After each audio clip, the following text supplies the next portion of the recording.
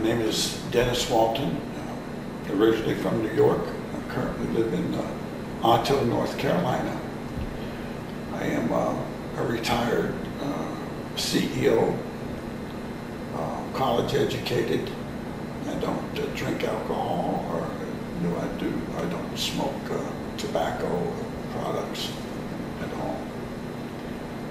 I have a back condition which is developed into a spinal stenosis, degenerative back disease, bulging and herniated discs, and atrophy of my left leg and foot.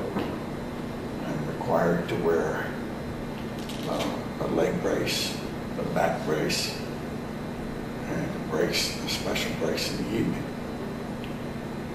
I'm aware of cannabis, have been aware of cannabis's properties for a long time, but as the degenerative process of my back has worsened, I talked to my doctor, a local doctor here, as a matter of fact, 3 doctors, and all 3 a cardiologist, an internist, a member of the College of American Physicians, and then a pain specialist. And all 3 doctors recommended vaporization of cannabis to stop and assist in the spasms that develop periodically and nightly in my lower back and leg. I have found it to be tremendously effective, and have successfully been able to get off of a lot of medication. Even though I now still take a lot of medication, I am tapering it down.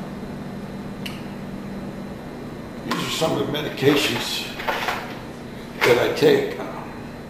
Although originally, before I started vaporizing cannabis, I had twice as medications.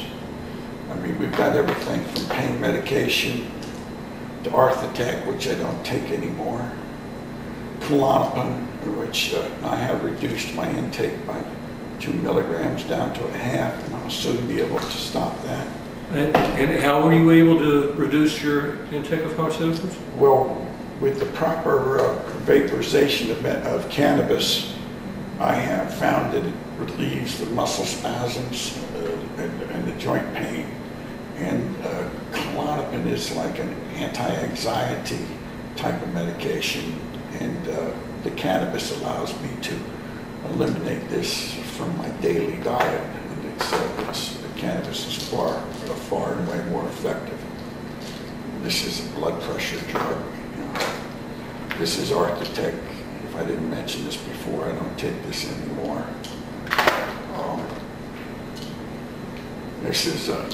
This was an antidepressant medication, Lexapro, anti-anxiety. I stopped taking that with the use of cannabis. I have saved myself quite a few $100s over the past couple of years just by learning about the medicinal effects of cannabis and my ability to replace these drugs that come from I don't know where. This is Neurontin. It's supposed to be a neuro pain reliever. I don't take that anymore. Tell me about the side effects of some of those pharmaceuticals. The side effects of these are terrible. They're everything from mood swings to bursts of anger to impotence to absolute incoherent inability to concentrate. The drugs are like Neurontin is in litigation. Half of these drugs are in litigation. And we don't know where they're going to wind up because this is Celebrex. This is a drug they had to stop taking because of its side effects and precipitating heart attacks. Well, tell me, Dennis, how has that changed, though, since using cannabis?